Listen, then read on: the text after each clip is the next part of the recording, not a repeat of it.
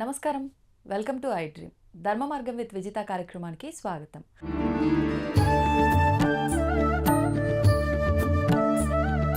ప్రస్తుతం మనతో పాటు ఉన్నారు లలిత అమ్మవారి ఉపాసకులు గీతా కుమార్ గారు. ఇప్పుడు వారితో మాట్లాడి మరిన్ని విషయాలు తెలుసుకుందాం. నమస్తే అండి. నమస్తే అమ్మా. ఈ మధ్య కాలంలో ఎక్కువగా లలిత అమ్మవారి గురించి మాట్లాడేవారు, అమ్మవారి నామాలు పారాయణ చేసేవారు, చేస్తున్న దగ్గర కనీసం కూర్చొని వినేవాళ్ళని కూడా ఎక్కువగా చూస్తున్నాం. అంటే అమ్మవారు తెలియకుండానే అందరిలోకి అలా వెళ్ళిపోతున్నారు ఒక రకంగా. ఆ మధ్యలో వారాహి అమ్మవారి గురించి కూడా సడన్గా అందరికీ తెలిసిపోవడము, అందరిలో అమ్మవారు అలా దూసుకెళ్ళిపోవడం, ఆ రకంగా లలిత అమ్మవారు కూడా ఈ మధ్య అందరిలోకి వెళ్ళిపోతున్నారు అలా.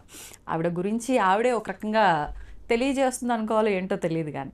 ఈ నామాల విషయానికి వచ్చేసరికండి చాలామంది సొంతంగా ఇంట్లో పారాయణ చేసేవాళ్ళు ఉన్నారు.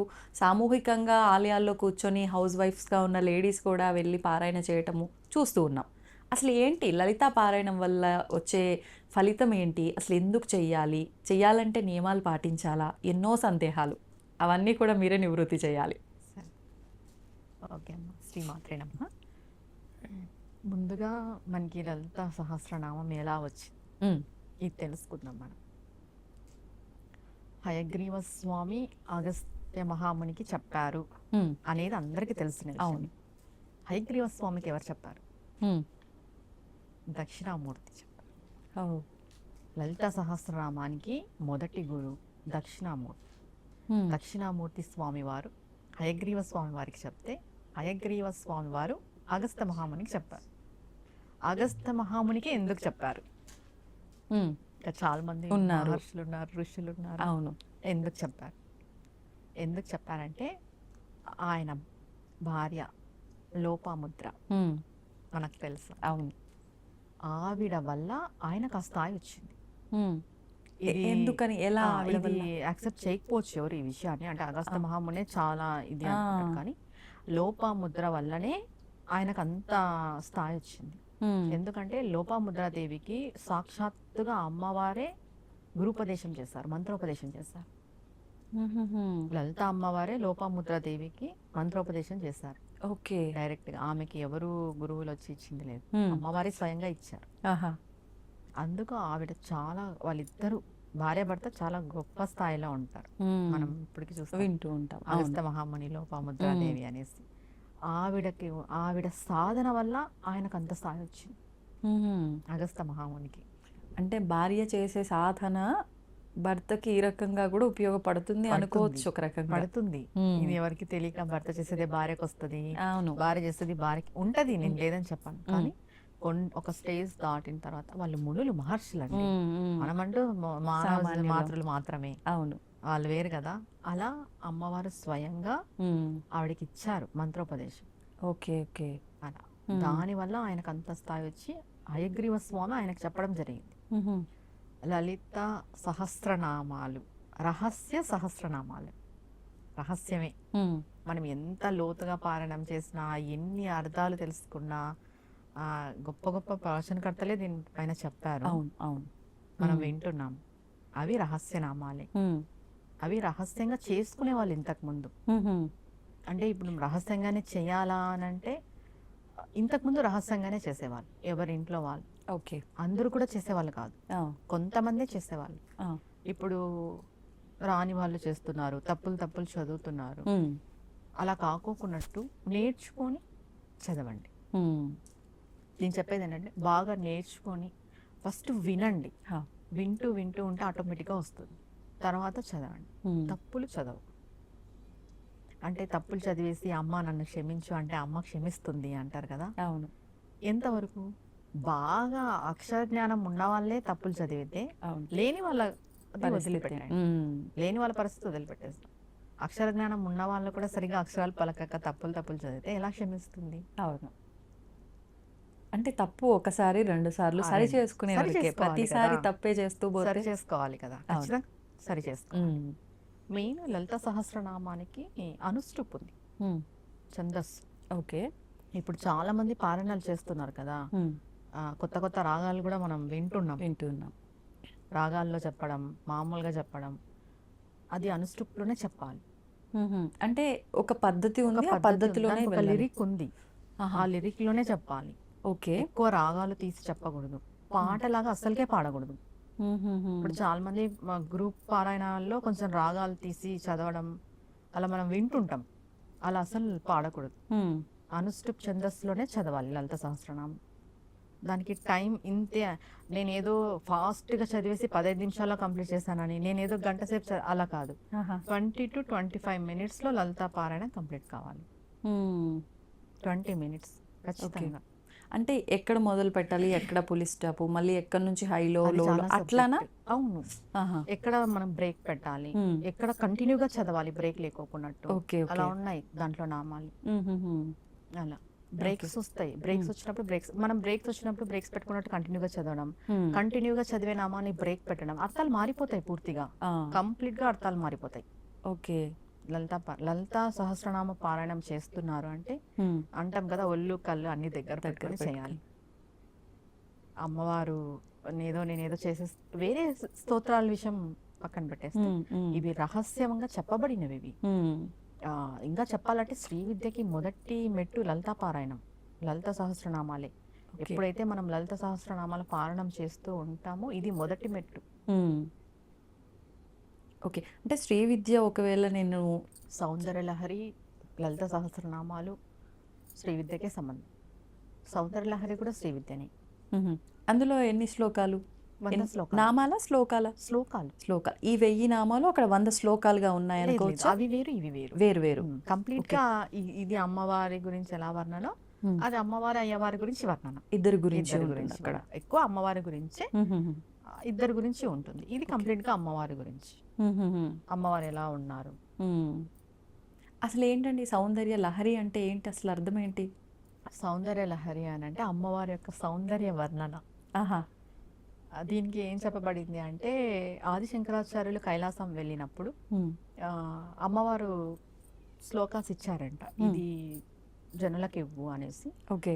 వచ్చేటప్పుడు నందీశ్వరుడు లాగేసుకున్నారని చెప్తారు, కొంతమంది వినాయకుడు లాగేసుకున్నారు, ఇలా 2 రకాలుగా వింటున్నాం మనము. లాగేసుకున్నారు, అది చింపేశారు. ఓన్లీ 40 శ్లోకాలు మాత్రమే అమ్మవారు ఇచ్చింది. ఓకే. తర్వాత మిగతా శ్లోకాలు 47 శ్లోకాలు అనుకుంటాను, అవి మాత్రం అమ్మవారు ఇచ్చింది. మిగతావన్నీ ఆది శంకరాచార్యులు స్వయంగా ఆకాశవాణి పలికింది, మీరే రాయాలి అనేసి ఆయన రాశాడు. ఆనందలహరి, సౌందర్యలహరి. సౌందర్యలహరిలోనే ఆనందలహరి, సౌందర్యలహరి ఉంటుంది. అలా. ఓకే. అంటే వారి గురించి తెలుసుకోవాలి అనే భావన ఉన్నవారు ఇద్దరు గురించి అనుకుంటే సౌందర్యలహరి ఫాలో అవ్వచ్చు. సౌందర్యలహరి కూడా శ్రీ విద్యనే. ఓకే. ఇది స్తోత్రపరంగా శ్రీ విద్య. స్తోత్రపరంగా దీంట్లో కూడా ఆది శంకరాచార్యులు నిగుడమైన బీజాక్షరాలను పెట్టారు. ఓకే. మరి బీజాక్షరాలు ఉంటే అది గురువు ఉపదేశం ద్వారా గురువు ఉండాలి సౌందర్యలహరికి కూడా. అంటే పారాయణంకి కూడా ఉండాలా? అంటే మనం నేర్చుకునే కదండి పారాయణం చేయాల్సింది, తప్పులు చదవకూడదు కదా. తప్పులు చదివితే అర్థం మారిపోతుంది, బీజాక్షరాల యొక్క వ్యతిరేక ఫలితాలు వస్తాయి. దాంట్లో కూడా నిగుడంగా బీజాక్షరాలు ఉన్నాయి సౌందర్యలహరిలో కూడా. కనిపించుకోకున్నట్టు మానవులందరూ చేసుకునే విధంగా ఆది శంకరాచార్య జగద్గురువులు మనకి ప్రసాదించారు సౌందర్యలహరిని. ఓకే. ఒక్కొక్క శ్లోకం ఒక్కొక్క ఫలితాన్ని ఇస్తుంది మనకి. కానీ ఇప్పుడు ప్రతి ఒక్కరు అంటే ఒకరు ఏదో చేస్తే మాకు అది జరిగింది, వాళ్ళకి బాగా జరిగింది అని చెప్పి పుస్తకం కొనుక్కొచ్చుకున్నామా, ఎవరికి వాళ్ళు చేసుకున్నామా అనేటట్టు కూడా వెళ్ళిపోతున్నారు. అది కరెక్ట్ పద్ధతేనా మరి మీరు చెప్పిన దాన్ని బట్టి చూస్తే? కాదు, గురుముఖత నేర్చుకోవాలి. ఓకే. ఎందుకంటే ఖచ్చితంగా తప్పులు చదువుతాం, సంస్కృతం ఉంటుంది కాబట్టి ఫస్ట్ నేర్చుకొని తర్వాత పారాయణం అది చేయాలి. లలిత సహస్రనామం కూడా అంతే, ఫస్ట్ నేర్చుకోవాలి, నేర్చుకున్న తర్వాతే చదవాలి. తప్పులు మాత్రం చదవకూడదు. ఓకే. ఇప్పుడు స్టార్టింగ్ స్టేజ్లో ఉన్నారు మీరు, ఎప్పుడైనా లలితా పారాయణం కంప్లీట్ అయిపోయిన వెంటనే 11 సార్లు మనం ఉమాయ నమః ఉమాయ నమః అనుకోవాలి. ఎందుకని ఉమా అంటే మళ్ళీ ఇక్కడ గౌరీదేవి కదా, పార్వతీ అమ్మవారు అంటారు కదా. ఉమా అని అంటే అది మహేశ్వరుడికి ఇష్టమైన పేరు. ఉమా అని, అపర్ణ, ఉమా, ఈ 2 పేర్లు చాలా ఇష్టం అన్నమాట. ఓకే. అందుకు మనం ఆయనకి ఇష్టమైన పేరుతో అమ్మవారిని తలిస్తే అమ్మవారు మనకి ప్రసన్నమై చిన్నగా తప్పులు చదివింటాం కదా, వాటిని క్షమించేస్తుంది అంటారు. ఓకే. అలా. ఇప్పుడు అందరికీ అర్థమయ్యే విధంగా చెప్పాలి అని అంటే మానవులందరికీ కావాల్సిందేంటి? కోరికలు నెరవేరటం, భక్తి, అమ్మవారి మీద ప్రేమ, ఇదంతా పక్కన పెడితే మాకు ఇబ్బంది ఉంది తొలగిపోవాలి. లలిత చేయటం వల్ల ఇవన్నీ నిజంగా నెరవేరుతాయా? ముందుగా అయితే లలిత అని అనకూడదు. హ్మ్. లలిత Sorry. సహస్రనామాలు. హ్మ్. లలిత అని మనం ఆ. అనకూడదు. ఓకే. ఉమ్. ఆ. లలిత సహస్రనామాల్లో ఒక్కొక్క నామానికి ఒక్కొక్క ఫలితం ఉంది మనకి. హ్మ్. మనకి ఏ కష్టం వచ్చిందో ఆ కష్టం తగ్గట్టు ఆ నామాలు ఉన్నాయి. చేసుకుంటూ పోతే దీక్షగా చేసుకున్నా, లేదు లైఫ్ లాంగ్ మనం ఒక్కటే నామాన్ని పట్టుకున్నా కూడా మనం అల్టిమేట్గా ఆ సమస్య నుండి బయటపడిపోతాం. ఆహా, అంటే మొత్తం నామాలు చదవాల్సిన అవసరం కూడా లేదు. అవసరం లేదు. అంటే ఓకే. ఇది ఎలా చెప్తానంటే, ఇప్పుడు మనకి సొంత ఇల్లు కావాలి. ఆ. దాంట్లో ఏముంది, చింతామణి గృహంతస్థ అనే శ్లోకం ఉంది, అది పట్టుకోవాలి. హ్మ్, హ్మ్, హ్మ్. లలితా పారాయణం అంతా కంప్లీట్ చేసిన తర్వాత ఒకసారి ఆ శ్లోకాన్ని మనం ఇంకా నిత్యం చాంట్ చేయాలి. ఒక్కసారైనా మనం ఒక్కసారి కంప్లీట్ మొత్తం. చేయాలి మొత్తం ఆహా. అన్ని శ్లోకాలు. హ్మ్. అలా ఓకే. ఇప్పుడు వింటున్న దానికి మనం పుస్తకంలో చూస్తున్న దానికి చాలా అంటే పదాలు, అక్షరాలు వ్యత్యాసం అవును, చాలా ఉంటాయి. అవును. అంటే మరి మనం ఏది ఫాలో అవ్వాలి? ఒకవేళ ఇప్పుడు మేము ఫాలో అవ్వాలి భాస్కర అనుకున్నాం. భట్ల రాశారు కదా, హ్మ్. ఆయన ఆయనది ఫాలో అవ్వచ్చు. హుహు. భాస్కర భట్ల ఓకే. బుక్ ఉంది కదా, హ్మ్, హ్మ్. వాళ్ళది వేళ్ళపూడి వాళ్ళది కూడా బాగుంది బుక్, పుస్తకం. పుస్తకం, అది ఓకే. ఫాలో అవ్వచ్చు. ఆడియో రూపంలో వింటూ అలా నేర్చుకోవాలనుకున్న వాళ్ళకి? భక్తి ఛానల్లో ఓకే. వస్తుంది కదా, అది హ్మ్. ఫాలో అవ్వచ్చు. ఇప్పుడు కొంతమంది చెప్తున్నారు, అవును. అది కూడా ఫాలో అవ్వచ్చు. కానీ అనుష్ఠుప్లో ఎవరైతే చెప్తారో మనకు తెలిసిపోతుంది ఆ, ఆ. ఎక్కువ రాగాలు ఉన్నాయా, హ్మ్. అప్పుడే అర్థమవుతుంది, అంటే వినసొంపుగా అది ఉంటుంది, ఒక ఆటోమేటిక్గా పాటలాగా రాగ రూపంలో కాకుండా మంత్ర రూపంలో ఉండాలా? ఉండాలి. ఆహా. అలా ఓకే, ఓకే. మరీ రాగాలు ఉండకూడదు, మరీ ఫాస్ట్ ఉండకూడదు. హ్మ్. అలా ఒక 2, 3 నామాలు ఏమన్నా చెప్తారా అట్లా? శ్రీమాత శ్రీ మహారాజ్ని శ్రీమసింహాసనేశ్వరి చిదగ్నికుండ సంభూత దేవకార్య సముద్యత. ఓకే. తెలియకుండానే అప్పు అది మళ్ళీ అలా వెంటనే వస్తాయి, స్లో అయిపోవడం, breaks అట్లా వస్తాయి. బ్రేక్స్. అలా ఓకే, ఓకే. హ్మ్. మనం అంటే ఇప్పుడు చాలా మందిలో ఏంటంటే ఏం తీసుకున్నా మంత్రం మనం ఆల్రెడీ ఇంతకుముందు ఎపిసోడ్‌లో కూడా మాట్లాడుకున్నాము. నియమాలు పాటించాలి అని చెప్పి. మీరు ఇందాక చెప్పినట్టుగా ఎప్పుడు కుదిరితే అప్పుడు చేసుకుంటాము లలితా సహస్రనామాలు అనడం కన్నా సూర్యోదయం లోపల అన్నారు. 6 అలా లోపు ఇంకేమైనా నియమాలున్నాయా? ఈవినింగ్ అంటే కొంతమంది 3 సార్లు చేసుకుంటారు డే. డైలీ. 12 to 1 లోపు చేసుకోవచ్చు. 3 సార్లు పారాయణం చేసుకునే వాళ్ళు 12 to 1 లోపు కూడా చేసుకుంటారు. అది వేరు, అది దీక్షగా చేసుకుంటారు. హ్మ్. 3 సార్లు చేసుకుంటామని. ఆహా. లేదు ఒక్కసారి పారాయణం చేసే వాళ్ళైతే మీరు ముందుగానే సంకల్పం చేసుకునేటప్పుడు ఈవినింగ్ చేసుకోగలరా, మార్నింగ్ చేసుకోగలరా డిసైడ్ అవ్వాలి. ఆహా. మేము ఎలా ఎప్పుడు పడితే అప్పుడు చేసుకుంటాం అనేక లేదు. అంటే సంకల్పం మేరకు చేసుకునే అంటే వాళ్ళు, కోరిక కుదిరినప్పుడల్లా మేరకు అని చేసుకునే కాదు. వాళ్ళు. హ్మ్. కుదిరినప్పుడల్లా ఎవరు చేసుకోవచ్చు. నార్మల్గా ఏ కోరిక లేదు, మేము నార్మల్గా అమ్మవారివి వినాలి చదవాలి అనుకునే వాళ్ళు ఈవినింగ్ మార్నింగ్ చేసుకోవచ్చు. అది కూడా ఆఫ్టర్నూన్ టైమ్స్లో చదువుతాము హ్మ్. అదంటే కాదు. ఓకే. కోరిక మేరకు చేసుకునే వాళ్ళు ఫస్ట్ కంప్లీట్గా ఒక టైం డిసైడ్ అవ్వాలి, ఈవినింగా మార్నింగా అని. ఓహ్! మార్నింగ్ అయితే 6 లోపు, ఈవినింగ్ అయితే ఆఫ్టర్ 6 పైన. హుహు. ప్రతిసారి మనం ప్రతిరోజు పారాయణం చేసుకునే వాళ్ళు నైవేద్యంగా పానకము వడపప్పు ఖచ్చితంగా పెట్టాలి. హ్మ్. మనం లలిత సహస్రనామాలు మనం పారాయణం చేస్తున్నాము అంటే ఖచ్చితంగా పానకం వడపప్పు నైవేద్యం పెట్టాలి. ఇది కూడా మా గురువు గారు చెప్పిండేది. హుహుహు. అది. ఓకే. ఇప్పుడు ముందుగా అంటే దక్షిణామూర్తి గురువుగా భావించి మొదలు పెట్టడం కరెక్ట్ మొదలు అంటారా? పెట్టచ్చు. మొదటగా మొదలు పెట్టేవారు. దత్తాత్రేయ స్వామి, దక్షిణామూర్తి హ్మ్. ఓకే. మొదలు ఇప్పుడు పెట్టచ్చు. స్వామికి సంబంధించిన ఏదైనా మంత్రం, ఏదైనా నామం ఉందా? అంటే మొదలు పెట్టే గురుభ్యో నమః అనుకోవచ్చు, సరిపోతుంది. చాలు, అందరు గురువుల్ని తలుచినట్టే. హ్మ్. శ్రీ ఓకే. గురుభ్యో నమః అదే అనుకోవచ్చు. లేదు మనం సపరేట్గా దక్షిణామూర్తి స్వామి అనుకున్నాం, శ్రీ మేధా దక్షిణామూర్తి నమః, హ్మ్. శ్రీ మేధా సమేత దక్షిణామూర్తి నమః. హ్మ్. ఇద్దరు భార్యాభర్తని కలిపి అనుకోవచ్చు. ఓకే. ఇలా శ్రీ దత్తాత్రేయ స్వామిని నమః, దత్త దిగంబర హ్మ్. ఇలా ఓకే. ఏదైనా అనుకోవచ్చు. ఇంకా ఏది అనుకోలేమంటే శ్రీ గురుభ్యో నమః. హ్మ్. అలా ఫస్ట్ గణపతి మంత్రం, ఆ. తర్వాత గురువు మంత్రం, తర్వాత మనం సహస్రనామ పారాయణం. హ్మ్. ఎలానో గణపతికి మనం శుక్లాంబరధరం అని అవును. చెప్పుకుంటాం. అవును. మొదటగా ఏ కార్యక్రమం అలా మొదలుపెట్టినా తర్వాత శ్రీ గురుభ్యో నమః అనుకున్నా సరిపోతుంది. ఓకే. ఇప్పుడు లలితా సహస్రనామాలు అనగానే ఈ మధ్య కాలంలో అందరికీ వినిపించేది వసిన్యాది వాగ్దేవతలే ఈ లలితా సహస్రనామాలు అవును. చెప్పారు అని చెప్పి. అసలు ఎవరు ఈ వసిన్యాది వాగ్దేవతలు? అమ్మవారి యొక్క శక్తులు, అమ్మవారి నుండి ఉద్భవించిన శక్తులు, హుహు. శక్తి స్వరూపాలు. అంటే ఒక రకంగా అమ్మవారి ఇంకొక రూపాలు అనుకోవచ్చా? కాదు. కాదు, హ్మ్. అమ్మవారి ఇంకొక రూపాలు కాదు, అమ్మవారి నుండి ఉద్భవించబడిన శక్తులు అంతే. హుహు. ఓకే. అమ్మవారి రూపం అమ్మవారే, ఆ! ఇంకా వేరే ఏం లేదు. ఓకే. వీళ్ళు శక్తులు, అమ్మవారి నుండి ఉద్భవించిన శక్తులు, హ్మ్. వశిన్యాది దేవతలు. హుహుహు. 8 మంది ఉంటారు వీళ్ళు. హ్మ్. వీళ్ళని మనం తలుచుకున్నా కూడా వాక్చాతుర్యం, వాక్శుద్ధి జరుగుతుంది. ఓహ్! అంటే అంటారు. విడిగా వీళ్ళకి సంబంధించిన జస్ట్ ఆరాధన? పేర్లు వశిని, నా కామేశ్వరి, భగమాలిని ఆహా! అట్లా వీళ్ళ నేమ్స్ ఉన్నాయి. 8 హ్మ్. నేమ్స్ వస్తాయి. హ్మ్. అనుకున్నా కూడా మనకి వాక్శుద్ధి కలుగుతుంది అంటారు. హ్మ్. అంటే వీళ్ళని తలుచుకోవటం వల్ల మనకు మాటకి పవరా? ఏమనొచ్చు దాన్ని? ఎలా వాక్శుద్ధి, మాట్లాడాలి? వాక్చాతుర్యం, వే ఆఫ్ హ్మ్. టాకింగ్ అంటాం కదా, ఒకరు మాట్లాడితే మనం అట్రాక్ట్ అవుతాం కదా, అవును. అవును. అలా ఓకే. అది పెరుగుతుంది. హ్మ్. అంటే వీళ్ళు మాట్లాడుతుంటే అలా వింటూనే ఉండాలి. ఉండాలనిపిస్తుంది. ఇప్పుడు అలా అంటాం కదా, అవును. అవును. అట్రాక్ట్ అవుతాం. ఓకే. వాక్శుద్ధి కలుగుతుంది మనకి. హుహుహు. వాక్చాతుర్యం అంటాం కదా అది. హ్మ్. ఓకే. 8 పేర్లు. హ్మ్. ఇప్పుడు చాలామంది లలితా పారాయణము, లలితా సహస్రనామ పారాయణం అనేది ఇళ్ళల్లో ఒక వారం వీళ్ళింట్లో, ఒక వారం వాళ్ళింట్లో అని చెప్పి ఇలా ఏర్పాటు చేసుకొని చేస్తూ ఉన్నారు. ఇది సరైన పద్ధతేనా? చెయ్యొచ్చా? సరైన పద్ధతే, చెయ్యొచ్చు, కానీ బాగా చదవాలి, కరెక్ట్ గా చదవాలి, తప్పులు లేకుండా. తప్పులు లేకోకున్నట్టు. పారాయణం పెట్టుకోవడం తప్పు అనను నేను. హ్మ్. కరెక్ట్ గా మంచి వేలో నీట్గా నేర్చుకొని దానికి ఒక ఛందస్సు ఉందని నేను చెప్పాను కదా, హ్మ్. అనుష్ఠుప్ ఛందస్సులో పారాయణం చేసుకోవాలి ప్రతి ఒక్కరు. హుహుహు. ఓకే. ఊరికే పారాయణాలు చేస్తున్నాం, పాడుతున్నాము, రాగాలు అలా కాదు. హ్మ్. మీరు ఎప్పుడు ఎవరు పారాయణాలు పెట్టుకున్నా, ఎంత మందితో కలిపి పెట్టుకున్నా కూడా హ్మ్. మెయిన్ పానకం వడపప్పు మిస్ కాకూడదు, స్కిప్ కాకూడదు. ప్రసాదం అయితే అది ఖచ్చితంగా దానిపైన ఎన్నైనా పెట్టుకోవచ్చు, కానీ అవి రెండు ఖచ్చితంగా ఉండాలి ఆహా! పారాయణం చేస్తున్నప్పుడు మాత్రం. ఓకే. ఇప్పుడు ఖచ్చితంగా పారాయణ చేయాలి అనుకునే వాళ్ళు ఇంట్లో గానీ, పూజా మందిరంలో గానీ మాత్రమే చెయ్యొచ్చా? లేదండి మాకు ఒక 2, 3 గంటల జర్నీ ఉంది. మేము డైలీ ఆఫీస్‌కెళ్ళాలంటే చేసుకోకూడదు. అలా కూడా చేసుకోవచ్చా? చేసుకోకూడదు. ఎందుకనండి?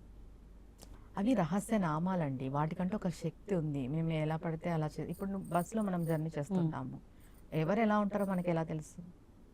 ప్లేస్ కూడా శుద్ధిగా ఉండాలి కదా. అవును. దే మన ఇంట్లో, మన గృహంలో హ్మ్. నీట్గా ప్లెజెంట్గా ఉండి మన పూజా మందిరంలో చేసుకోవచ్చు, టెంపుల్స్లో చేసుకోవచ్చు. ఆహా! అంతే తప్ప ఎక్కడ జర్నీలో చేస్తాం, దాంట్లో ఒక నామాన్ని తీసుకుంటాం కదా, దాన్ని మనం చాంటింగ్ చేసుకోవచ్చు. ఓకే. అంటే మీరు చెప్పినట్టుగా ఒకసారి పారాయణం అయిపోయినాక ఒక సింగిల్‌గా నామం ఉంటుంది, తీసుకున్నప్పుడు. ఎప్పుడు చాంటింగ్ చేసుకోవచ్చు, ప్రాబ్లం లేదు. హుహు. మొత్తం సహస్రనామాలన్నీ చదువుతామంటే చదవకూడదు. హుహు. అలా ఓకే. కూర్చొని నీట్గా పద్ధతిగా చదువుకోవాలి అది ఒక చోట. ఓకే. ఇప్పుడు చదవాలన్నా గూడా అంటే డైలీ తలస్నానం చేయాలి. లేదంటే ఇలానే ఉండాలి. ఇక్కడే చేయాలి ఇంట్లో.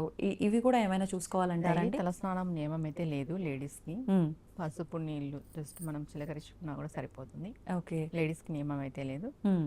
ఆ, మనం ఏ టైంకి అయితే స్టార్ట్ చేసి ఎండ్ చేస్తామో ఆ టైంకే చేయాలి. మార్నింగ్ 6 లోపు అనుకుంటే మార్నింగ్ 6 లోపు ఖచ్చితంగా చేయాలి, సంకల్పం పెట్టుకున్న వాళ్ళు. హ్మ్. ఒక కోరిక మేరకు చేస్తారు కదా, ఖచ్చితంగా 6 లోపు అనుకున్న వాళ్ళు 6 లోపు, లేదా ఈవినింగ్ చేసే వాళ్ళు ఈవినింగ్. ఇది మెయిన్. హుహుహు. డైలీ తలస్నానం నియమం అయితే కాదు, పూజా మందిరంలో ఎక్కడ చేస్తామో అక్కడే, హ్మ్. అంతే. ఓకే. బయట చేస్తాం కుదరలేదు, మెయిన్ దీక్ష సంకల్పం పెట్టుకునే వాళ్ళు ఎక్కడికి వెళ్ళకండి. హ్మ్. జర్నీస్ కానీ పక్కా ఊర్లకు కానీ ఎవరైనా ఇంటికి కానీ అది కంప్లీట్ అయిన తర్వాత వెళ్ళొచ్చు. ఎన్ని రోజులు పెట్టుకోవచ్చంటారు అలా ఒక దీక్ష పెట్టుకోవాలనుకుంటే? కొంతమంది 6 months చేస్తారు, 45 days, హ్మ్. 21 days, కొంతమంది త్రిరాత్రి వ్రతం అని చేస్తారు. ఆహా! ఆ, ఇది ఎలా? ఇది ఎలా అంటే 3 రోజులు 3 పూటలు లలిత పారాయణం చేస్తారు. ఆహా! 9 సార్లు 9 పారాయణం సార్లు. అయిపోతుంది, ఓకే. అలా చేస్తారు. ఆహాహా! నెక్స్ట్ డే 4th డే గణ నైవేద్యం పెట్టేసి అమ్మవారికి హ్మ్. దీక్షా విరమణ చేస్తారు. హుహుహు. అంటే ఇది ప్రత్యేకించి పలానా తిథి రోజు లేదంటే ఈ రోజే చేయాలి అని ట్యూస్డే స్టార్ట్ చేయొచ్చు, మంగళవారం స్టార్ట్ చేయొచ్చు, హ్మ్. లేదా ఫ్రైడే స్టార్ట్ చేయొచ్చు. ఓకే. అలా ఆహా! అంటే మనం త్రిరాత్రి ఎక్కువగా అమ్మవారి వ్రతం. ఆరాధన చేసే రోజులు మంగళ, శుక్రవారాలే ఆ, తీసుకుంటాం కాబట్టి ఆ డేస్లో స్టార్ట్ చేసేసుకొని ఓకే. 3 పూటల లలితా పారాయణం చేస్తాము.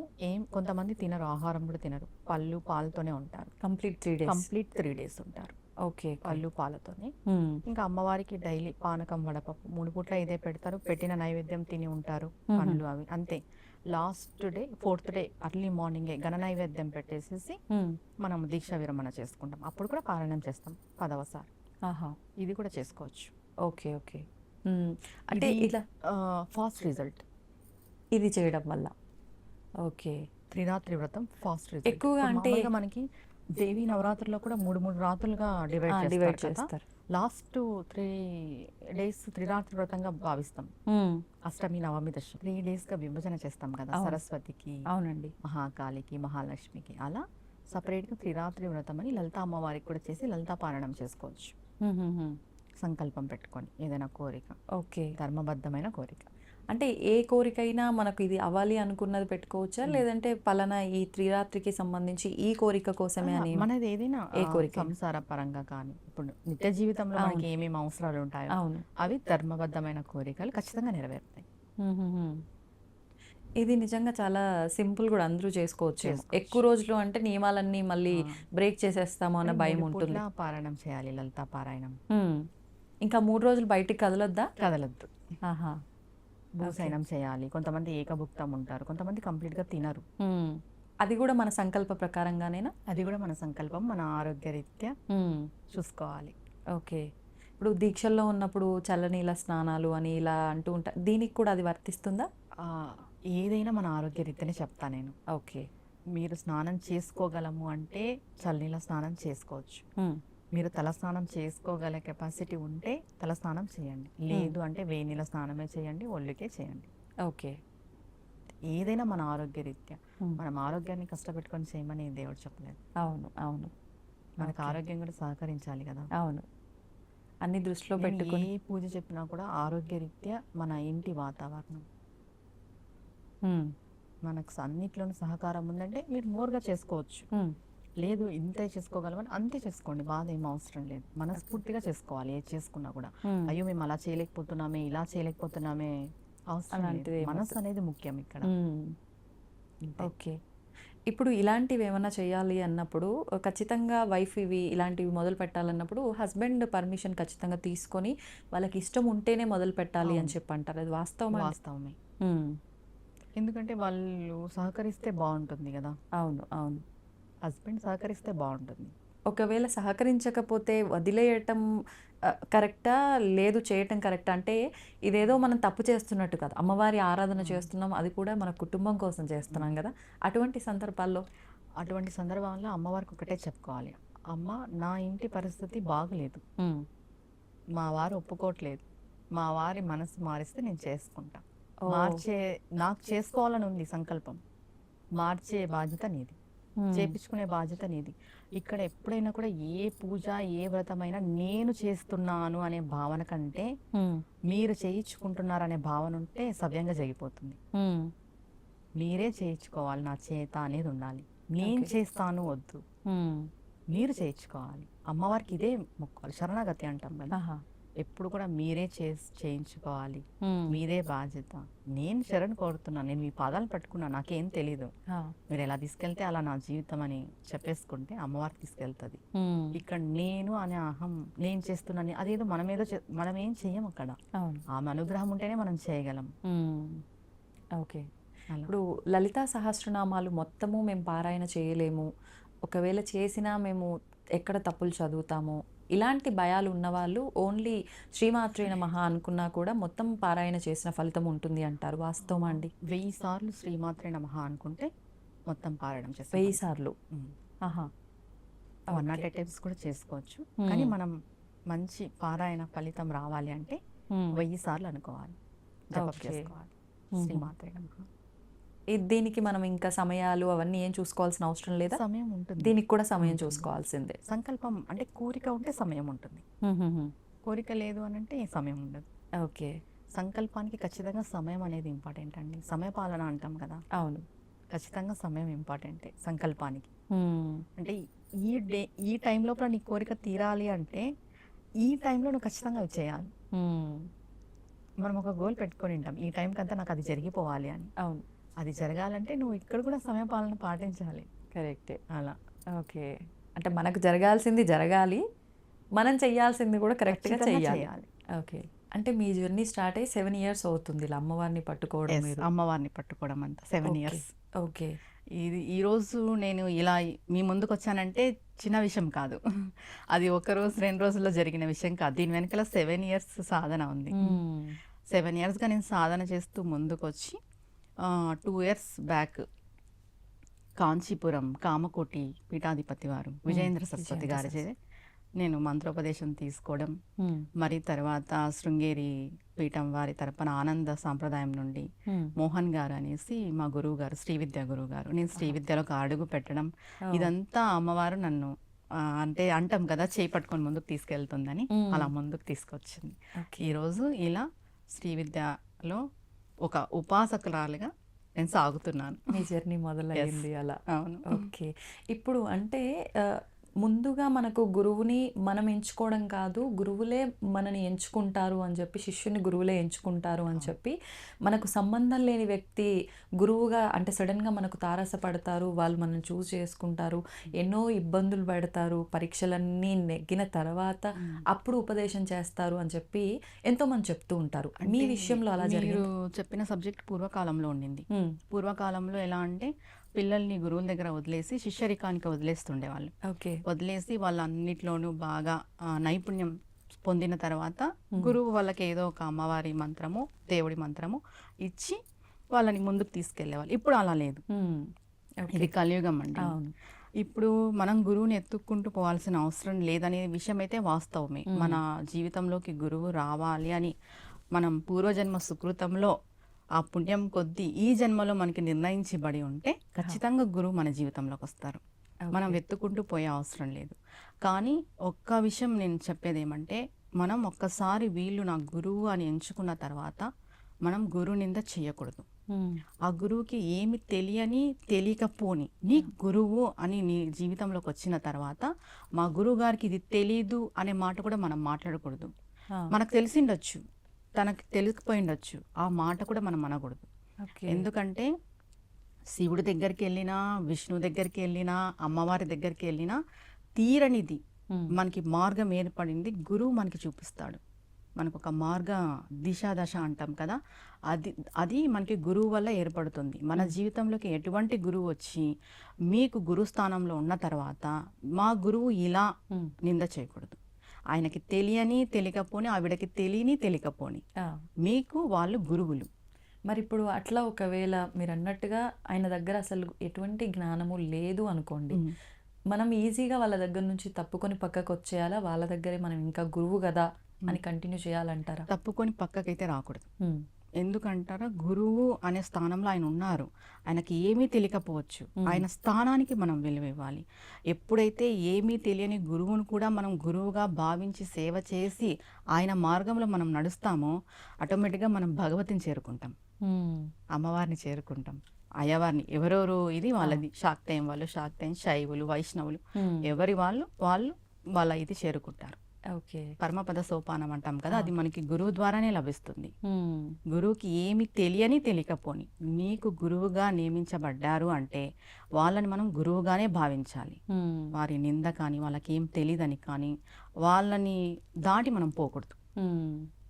ఓకే. ఇప్పుడు మీరు ఇందాక చెప్పినట్టుగా ఆనంద సాంప్రదాయ ప్రకారంగా అని చెప్పన్నారు. అంటే దీంట్లో కూడా సాంప్రదాయాలు ఉంటాయా? ఎన్ని రకాల సాంప్రదాయాలు ఉంటాయి? దీంట్లో 64 కళలు ఉన్నట్టు 64 సాంప్రదాయాలు ఉన్నాయి. శ్రీ విద్యలో కూడా 64 సాంప్రదాయాలు ఉన్నాయి. ఒక్కొక్కరు ఒక్కొక్కటి. శ్రీ విద్య కూడా 2 భాగాలుగా విభజించబడింది, హాది విద్య, ఖాది విద్య అని. ఒకటి మనకి లోపాముద్రాదేవి, అగస్త్య మహాముని భార్య చెప్పబడింది. ఒకటి మన్మధుడి. అది మనకి ఆది శంకరాచార్యులు ఏది చెప్పారంటే, లోపాముద్రాదేవి ఏదైతే మనకు చెప్పిందో దాన్ని మాత్రమే మనము ఇది ఫాలో అవ్వాలి అనేసి చెప్పబడింది. కొంతమంది మన్మథ విద్య కూడా ఈ కాలంలో చేస్తున్నారు. ఏంటండి అంటే వ్యత్యాసం ఏంటి రెండిటి మధ్య? వామాచారం, దక్షిణాచారం. ఓ, ఇలా అయితే అందరికీ అర్థమైపోతుంది. వామాచారం, దక్షిణాచారం. అంటే మీరు అన్నట్టుగా చూస్తే దక్షిణాచారాన్ని ఆచరించాలి అని చెప్పి లోపాముద్రాదేవి అని అంటే, అంతే కదా. కానీ ప్రస్తుత రోజుల్లో చూసుకుంటే ప్రతి ఒక్కరూ కూడా ఎక్కువగా కవలాచారము అని చెప్పి, వామాచారము అని చెప్పి ఇలాంటి వాటి సైడ్ ఎక్కువగా మొగ్గు అంటే శ్రీ విద్య అంటే ఇప్పుడు హాది విద్య, ఖాది విద్య అనే విషయం పక్కన పెడితే చాలామంది దక్షిణాచారంలోనూ చేస్తున్నారు, అమ్మాచారంలోనూ చేస్తున్నారు. ఇంకా కౌలాచారం వచ్చేసి అది కుల ఆచారం బట్టి కూడా చేస్తారు అమ్మవారికి. కౌలాచారం అంటే వాళ్ళ కులం ఆచారం బట్టి ఉంటాయి కొన్ని. అది అంటే దక్షిణాచారము, వామాచారం 2 కలిపింది కౌలాచారం. ఓకే. ఓకే. ఇంకా అంటే వాటిల్లో నియమాలేమి ఉండవా? ఎందుకని ఎక్కువగా వాటి సైడ్ మొగ్గు అంటే చూపటం? నియమాలు ఉండవా అంటే ఉంటాయండి. హ్మ్. దానికి కూడా ఉంటాయి. కానీ దక్షిణాచారంలో ఉన్నంత నియమనిష్టలు ఉండవు. ఓకే. ఓకే. హ్మ్. ఆహా! ఎందుకంటారు? అంటే అందరికీ కావాల్సింది అందరూ చేయాల్సిన మార్గం, వెళ్ళాల్సిన మార్గమే దక్షిణాచారం. దక్షిణాచారము. హ్మ్. ఎందుకని దీంట్లోనే ఎక్కువగా నియమాలు? అంటే నియమాలు దక్షిణాచారంలో నియమాలు ఎక్కువ అంటే మనల్ని మనం డిసిప్లైన్‌గా చేసుకోవడం. దక్షిణాచారం అంటే ఏదో పెద్ద పెద్ద నియమాలు అనుకుంటాం కానీ మనం మనల్ని మలుచుకోవడం. దానికే దక్షిణాచారం. హ్మ్. దక్షిణాచారం అంటే అర్థం మనల్ని మనం సరిచేసుకోవడమే దక్షిణాచారం. ఓకే. ఒక ఈరోజు నువ్వు మార్నింగ్ ఎర్లీగా లేవాలి. నువ్వు దీపం పెట్టుకోవాలి. హ్మ్. నిత్య పూజ నువ్వు చేసుకోవాలి. అది నువ్వు నిత్యము చేసుకోవాలి. హ్మ్. అది దక్షిణాచారం. అది నీకు దైనిత్య జీవితంలో నిత్యం నువ్వు చేసేదే. హ్మ్. అవును. అంతే కదా! వాస్తవం మీరన్నది. అవును అంటే కదా! ఒకప్పటి కాలంలో తీసుకుంటే తాతయ్యలు, వాళ్ళ ముందు తరాలు తీసుకుంటే గనక ఇదంతా ఒక నియమబద్ధకంగా అది నిత్య జీవితంలో ఎలా నడిచింది. వెళ్ళాలో అలా వెళ్ళింది. సూర్యోదయంకి మునిపే లేవాలి. అవును. నిత్యం దీపం పెట్టుకోవాలి.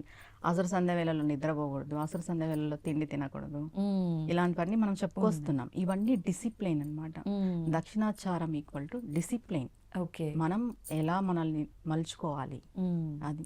అంటే ఇవన్నీ మనము విని మూఢనమ్మకాలు అని పక్కన పెట్టే జనరేషన్ వచ్చేసరికి ఇవి మనకు నియమాలుగా కనిపిస్తున్నాయి. యెస్. ఇబ్బందిగా యెస్. కనిపిస్తున్నాయి అంతే. యెస్. అంతే. ఇప్పుడు ప్రతి ఒక్కరు అప్పుడు మడులు పాటించేవాళ్ళు. అవును. అందరూ నియమనిష్టలతో ఉండేవాళ్ళు. హ్మ్. ఇప్పుడు అవన్నీ లేదు, తగ్గిపోయినాయి. ఆ! ఇప్పుడు అవన్నీ మనకి పెద్దవిగా అనిపిస్తాయి కరెక్టే అండి. చేయాలంటే. అవును. మరిప్పుడు అంటే మీరు ఆల్రెడీ బిఫోర్ స్పిరిచువాలిటీకి దగ్గరగా ఉన్నా కూడా హ్మ్. మ్యారేజ్ తర్వాత ఒక రకంగా ఉన్నారు. ఉపాసన తర్వాత ఒక హ్మ్. రకంగా ఖచ్చితంగా చాలా వేరియేషన్స్ చూసే ఉంటారు. అవును. ఈ నియమాలన్నీ పాటిస్తూ ఉంటేనే అలా ఉంటేనే అమ్మవారి అనుగ్రహం ఉంటుందా అంటే ఏం చెప్తారండి? లేదండి. హ్మ్. మెయిన్ మన మనస్సు మంచిదై ఉండాలి. ఆ! మనం ధర్మంగా ఉండాలి. మనం ఒకరికి హాని చేయకూడదు. ఒకరి గురించి మనం తప్పుగా మాట్లాడటం కానీ ఏది జరగకూడదు. హ్మ్. ఒకటి మనం ఉదయం లేసినప్పటి నుండి మన వరకు మనం ఏం చేస్తున్నాం? మనం మంచే చేస్తున్నామా? మనం మంచే వింటున్నామా? మనం మంచే చూస్తున్నామా? హ్మ్. అంతే. దీన్ని బట్టి ఉంటే దీన్ని సాయుజ్యం అంటారనమాట. మనం ఒక నియమంగా రేపటి నుండి నేను ఉదయాన్నే లేవాలి అని పెట్టుకొని నువ్వు అది కంటిన్యూగా ఫాలో అయితే అది హ్మ్. కూడా ఒక సాయుజ్యం కింద, అది కూడా ఒక భక్తి, అది కూడా ఒక దీక్ష కింద వస్తుంది. ఓకే. మీరు స్నానం ఆచరించే వంట చేయాలి అనుకుంటే ఖచ్చితంగా మీరు అది ఆచరించి మీరు ప్రతినిత్యం అది చేస్తూ వచ్చారంట ఒక 6 మంత్స్‌కి అది హ్మ్. కూడా ఒక భక్తి కిందనే వస్తుంది. హ్మ్. ప్రతి ఒక్కటి మనం చేసే ప్రతి మంచి పని కూడా భక్తే. ఆ! ఇవి చేస్తేనే అమ్మవారిని చేరుకుంటామా అంటే కాదు. మనం హ్మ్. ఇన్ని వ్రతాలు, నోములు పెద్ద పెద్దగా పూజలు చేసేసి, గ్రాండ్‌గా పూజలు చేసేసి, మనం ఏదో మంచిగా లేకపోవడం, మన మనసంతా ఆ! కల్మషం అయిపోవడము, మనం పక్కవారి గురించి ఏదేదో అవును. మాట్లాడడము, ధర్మంగా లేకపోవడం, హ్మ్. ఇవన్నీ ఉంటే మీరు ఎన్ని పూజలు చేసినా కూడా ఏం ప్రయోజనం లేదు. ఓకే. మెయిన్ మన మనస్సు అనేది ఇంపార్టెంట్ అండి హ్మ్. పూజకి. మీరు పూజ చెయ్యని, చేయకపోని, మీరు మంచిగా మన మనస్సు మంచిగా ఉంటే హ్మ్. ఆటోమేటిక్‌గా మనం భగవతిని చేరుకుంటాం. ఓకే. దీనికి ఒక ఎగ్జాంపుల్ చెప్పాలి అంటే మనం ఒక గెస్ట్‌ని ఇంటికి పిలుస్తాం. మనకి చాలా ఇంపార్టెంట్ గెస్ట్. ఆ! ఒక మంచి చైర్ సింహాసనం పైన ఏసి కూర్చోపెడతాం. తర్వాత ఇంకొకరిని పిలుస్తాం. వాళ్ళని కూర్చోపెడతాం. తర్వాత ఇంకొకరొస్తారు. హ్మ్. వాళ్ళని కూర్చోపెడతాం. సింహాసనంలో ఇరుకైపోదు. ఇప్పుడు మన మనస్సు అనే మందిరంలో మనం భగవతిని కూర్చోపెట్టినాము. హ్మ్. అక్కడ మనము కామ, క్రోధ, మధు, మాత్సర్యాలను తెచ్చి కూర్చోపెడితే భగవతి ఎలా ఉంటది? ఆమెకి ఎరుకైపోదు. ఆమె ఉండదు. ఉండలేదు. మన మనసు అనే సింహాసనం ప్లెయిన్‌గా, క్లీన్‌గా హ్మ్. ఉంటే భగవంతుడు మన మనసులోనే ఉంటాడు. కానీ ఎలా సాధ్యపడుతుందంటారు? అంత కల్మషం లేకుండా ఉండటం ఈ ఈ కలికాలంలో? కలియుగంలో సాధ్యపడదు కాబట్టే నామం పట్టుకోవాలి. హ్మ్. భగవంతుని నామస్మరణ ఎల్లవేళలా మనం చేయాలి అని చెప్తారు. ఓకే. ఈ కలియుగంలో మనం ఈ రాక్షస గుణగణాలన్నీ మనం ఓవర్‌కమ్ చేసుకోవాలి అంటే హ్మ్. ఖచ్చితంగా ఏదో ఒక నామం. మీ ఇంటి దైవం కావచ్చు, మీ కుల దైవం కావచ్చు, మీరు నమ్ముకున్న దైవం కావచ్చు, ఏదో ఒక నామం మనం స్మరిస్తూ ఉండాలి. హ్మ్. ఇంకొక విషయం ఏం చెప్తారంటే ఒక శ్లోకం కూడా ఉంది సౌందర్యలహరిలో. హ్మ్. ఆహ్, ఆ శ్లోకంలో ఏం చెప్పారంటే మనం నిత్యము చేసేది అమ్మవారికి ఎలా అర్పిస్తాము? నేను చూసే ప్రతిదీ హ్మ్. నీకే సమర్పిస్తాను. నేను చేసే ప్రతి పని అంటే నేను ఇలా చేతులు కదుపుతాను. అవి హ్మ్. నీకు ముద్రలుగా మారిపోవాలి. నేను తినే ఆహారం, నువ్వు ఇచ్చే ప్రసాదం, ప్లస్ నేను తిన్నది నీకు నైవేద్యంగా మారాలి. నేను వేసే ప్రతి అడుగు నీకు ప్రదక్షిణగా మారాలి. నేను ఏ ముద్రలు, నా బాడీలో ఏ కదలికలు అయితే ఉన్నాయో అవన్నీ నీకే సమర్పణ. నేను అనుభవించే ప్రతి సుఖభోగాలు కూడా నువ్విచ్చింది, అది కూడా నీకే సమర్పిస్తున్నాను అని చెప్పబడుతుంది అనమాట. ఓకే. అంటే అది ఎలా అంటే, మనం మాట్లాడే మాటలు అమ్మవారికి మంత్రాలుగా ఎలా అవుతాయి? మనం మంచిగా మాట్లాడితేనే కదా అవును, అమ్మవారు స్వీకరిస్తుంది. అంతే అండి. మనం వేసే అడుగులు అమ్మవారికి ప్రదక్షిణ కావాలి అంటే మనం మంచి వైపు అడుగులు వేస్తేనే కదా వాస్తవం. అవి ప్రదక్షిణలుగా మారేది. అవును, మనం తినే ఆహారం నైవేద్యంగా ఉండాలి అంటే మనం మంచి ఆహారం తీసుకుంటేనే కదా అవును, అది నైవేద్యంగా మారేది. అవును. మనం చేసే చేష్టలు మనం మంచిగా చేస్తే, ఇప్పుడు ఒకరిని నిందించడం ఆ వేరియేషన్ వేరైపోతుంది. మనం మంచిగా ఒకరిని పొగడ్డం ఆ వేరియేషన్ వేరైపోతుంది. మనం చేసే చేష్టలు కూడా అమ్మవారికి చెందాలి అంటే ముందుగా మనం బాగుండాలి. మనం చేసే ప్రతి పని అమ్మవారికి చెందాలి అంటే ఆటోమేటిక్గా మనం బాగుంటాం. నేను ఈ పని చేస్తున్నాను, ఇది అమ్మవారికి చెందుతుంది, అయితే నేను ఈ తప్పు చేయకూడదు, నేను ఈ తప్పు మాట్లాడకూడదు, నేను ఈ పని చేయకూడదు అని మనకు మనమే నియమించుకుంటాం. ఓకే. అది ప్రతి ఒక్కటి మనం నిత్యము చేసేది అమ్మవారికి సమర్పిస్తున్నామనే భావనతో ఉంటే మనం తప్పులు చేయం, తప్పులు మాట్లాడడం. ఇప్పుడు చాలా మంది ఉంటారు, అంటే చాలా మూర్ఖంగా వాళ్ళు ఏం చేస్తున్నారో అదే కరెక్ట్, అదే మంచి పని. ఎదుటివారు ఎంత జెన్యున్గా కల్మషం లేకుండా ఉన్నప్పటికీ వాళ్ళదే తప్పు అని వితండవాదం చేస్తుంటారు. అంటే నాదే మంచి పని, నేను చేస్తున్నదే మంచి పని అని మాట్లాడే ఈ సమాజంలో అసలు ఏంటి నిజమైన మంచి అంటే ఏం చెప్పచ్చు? నిజమైన మంచి అంటే నువ్వు బతకడం, ఒకరికి హాని చేయకోకున్నట్టు, పొద్దున లేచి నీ పని ఏంటో నువ్వు చూసుకోవడం, నీకు ఇతరుల విషయంలో నీకు జోక్యం లేకపోవడం, తెలిస్తే నీకు మంచి చేయడం, మంచి చెప్పడం, లేదా వదిలేయడం, హాని చేయకోకున్నట్టు ఉండడం, అదే మంచి. మంచి చేయకపోయినా పర్వాలేదు, ఇబ్బంది పెట్టే పరిస్థితి క్రియేట్ చేయకూడదు. మన వల్ల ఒకరు ఇబ్బంది పడకూడదు. అది మాటల వల్ల కానీ చేతల వల్ల కానీ ఇబ్బంది పడకూడదు. ఏదైనా కూడా మనం దూషించినప్పుడు అది మనకి తిరిగి రిటర్న్లో వస్తుంది. నోటి వాక్కు చేతికి అంటారు. మనం ఏదైతే నోటితో మాట్లాడతామో దాన్ని మనం అనుభవించక తప్పదు. అంత పవర్ ఉందంటారా? చూడండి, ఖచ్చితంగా ఉంది. ఓకే. అంటే ప్రతి ఒక్కరి మాటకి పవర్ ఉంటుందని చెప్పొచ్చా? స్పిరిచువాలిటీకి దగ్గరగా ఉన్న వాళ్ళ మాటలకి అని చెప్పొచ్చా? భగవంతుని నమ్ముకొని బతికే ప్రతి ఒక్కరి మాటకి పవర్ ఉంటుంది. ఎందుకంటే వీళ్ళు వదిలేసుకున్న భగవంతుడు వదిలిపెట్టాడు, ఆయన ఖచ్చితంగా జోక్యం చేసుకుంటాడు. అంతే. అది అయితే ఇప్పుడు భగవంతుడు ఖచ్చితంగా జోక్యం చేసుకుంటాడు. నాకు ఒకటి అడగాలనిపించింది. మరి భగవంతుడు జోక్యం చేసుకుంటాడు అన్నప్పుడు ఎన్నెన్నో ఇప్పుడు చూస్తూ ఉన్నాము, జరగకూడని అఘాయిత్యాలు, అసలు చిన్న చిన్న పిల్లలపైన కూడా ఎన్నెన్నో ఘోరాలు కూడా మనం విన్నాము, చూసాము, చూస్తూనే ఉన్నాము. మరి భగవంతుడు వీళ్ళందరికీ సమాధానం చెప్తున్నాడు అంటారా? చేసుకుంటున్నాడు కదండి. ఎలా? ఇప్పుడు ఆ అమ్మాయి పూర్వజన్మ కర్మ ఏంటో మనకు తెలియదు. ఇంతకుముందు వాడు ఎన్నో తప్పులు చేస్తుంటాడు, ఆ తప్పులో బయటపడినాడు. ఒక అమ్మాయిని ఇది చేయడం వల్ల వాడు బయటకు వచ్చాడు. ఆ అమ్మాయి పూర్వజన్మ కర్మ ఏంటో మనకు తెలియదు, బలి అయితే అయ్యింది, కానీ ఆ అమ్మాయి వల్ల వాడు బయటకు వచ్చాడు. ఇక్కడికి వాడి పాపం పండింది అనుకోవచ్చా? భగవంతుడు జోక్యం చేసుకుంటేనే కదా వాడు బయటికి రాగలిగాడు. ఆ అమ్మాయితో ఎండ్ అయిపోయింది వాడిది. ఇది చెప్తే ఎవరు నమ్మరు. ఇది చెప్పినా అంటే ఆ అమ్మాయి నిజంగా భగవంతుడు ఆ అమ్మాయి కూడా అలా జరగకూడదు అని మాట్లాడతారు. ఆ అమ్మాయి పూర్వజన్మ కర్మఫలం ఏంటో మనకు తెలియదు కదా. తెలీదు. అవునా కాదా? వితండవాదం చేస్తారు. నేను కూడా చాలా విన్నాను ఇవి. నాతో కూడా చాలా మంది వితండవాదం చేశారు. అసలు భగవంతుడు ఉంటే ఇవి జరగకూడదు. ఇది కలియుగం. అవును. ఇంతకు ముందు రాక్షసులు స్వయంగా ఉండేవాళ్ళు, దేవుళ్ళతో పోరాడేవాళ్ళు. ఇప్పుడు రాక్షసులు లేరు, మన మనసే రాక్షసుడు. మన మనస్సులోనే ఉంటాడు రాక్షసుడు. దాన్ని మనం సంహరించుకోవడానికే ఈ ఆధ్యాత్మిక మార్గం ఎంచుకోవడం, దేవుళ్ళని మొక్కడం, ధర్మంగా ఉండడం. అది ఓకే. ఇప్పుడు ప్రతి ఒక్కరు కూడా మీరన్నట్టుగా అంటే మనకి ఏదో జరుగుతుంది అని పూజించే వాళ్ళే తప్ప భక్తితో అమ్మవారి మీద కానీ స్వామి మీద కానీ ఇష్టంతో పూజ చేస్తున్న వాళ్ళు ఉండరని కాదు, ఉంటారు, చాలా తక్కువ మంది ఉంటారు. అంటే కామ్యాల కోసం, ఉన్న ఇబ్బంది తొలగిపోవడం కోసం, కొంతమంది అయితే ఘోరంగా ఎదుటోళ్ళు బాగుపడకుండా ఉండడం కోసం చేసేవాళ్ళు, మొక్కేవాళ్ళు కూడా ఉంటారు. అసలు అంటే ఇవన్నీ భగవంతుడు చూస్తూ సహిస్తాడా అసలు? అంటే మీరు అన్నట్టుగా సహించాడు. ఏ దేవుడైనా కూడా, ఈ భగవతి అయినా, శివయ్య అయినా, విష్ణుమూర్తి అయినా ఎవరు సహించరు. ఏదో ఒక టైంలో విపత్కారం మనం అనుభవించక తప్పదు. ఆ, మీరు ఇంకొక విషయం ఏం అడిగారు, ఇవన్నీ చూస్తూ సహిస్తారా అంటే, మనం ఇన్ని జరుగుతున్నాయి కదా మనకి, ఈ సునామీలు, వరదలు, ఇబ్బందులు, ప్రకృతి విరుక్తంగానే కదా అవును, విజృంభించినప్పుడు ఇవన్నీ జరుగుతాయి. మనం కరెక్ట్గా లేనప్పుడే ప్రకృతి విజృంభిస్తుంది. ప్రకృతే అమ్మవారు. అవును, మనకి ఈ కలియుగంలో దిగి భగవంతుడు ఏం రాడు, శంకు చక్కెర కదా హస్తాలు పట్టుకొని మన దగ్గరికి, అవునా కదా, మానవ రూపేణ వస్తాడు, ప్రకృతి రూపేణ వస్తారు, అంతే. అలా అంతే, ఏదో ఒక రూపంలో వినిపిస్తాడే తప్ప అంతే. ఇలాంటి అంటే పంచభూతాలకి ప్రతిరూపంగానే భావిస్తాం కాబట్టి ఏదో ఒక రూపంలో మనకి ఇంటిమేషన్ ఇస్తూ ఉంటారు, అంతే. అయితే ఇప్పుడు నేను ఇందాక అడిగిన దాంట్లో ఏంటంటే చాలామంది మమ్మల్ని రక్షిస్తాడు అని చెప్పి పూజించే వాళ్ళు ఉన్నారు. కానీ ఈ మధ్యకాలంలో కొంతమంది వితండవాదం చేసే వాళ్ళు ఎలా ఉన్నారు అని అంటే, వాళ్ళని వాళ్ళే రక్షించుకోలేకపోతున్నారు, ఇంకా మిమ్మల్ని ఏం రక్షిస్తారు అని చెప్పి నాస్తికంగా మాట్లాడే వాళ్ళు ఉన్నారు. అంటే ఉదాహరణకి మీకు అర్థమయ్యే ఉంటుంది, ఆలయాల పైన కూడా ఎన్నో దాడులు, ఈ మధ్యకాలంలో గుళ్ళో విగ్రహాలు ధ్వంసం చేశారు అని చెప్పి. ఒకప్పుడు పురాతన కాలంలో విన్నాం ఇలాంటి ధ్వంసాలు, మళ్ళీ ఇప్పుడు చూస్తున్నాం ఈ కలికాలంలో.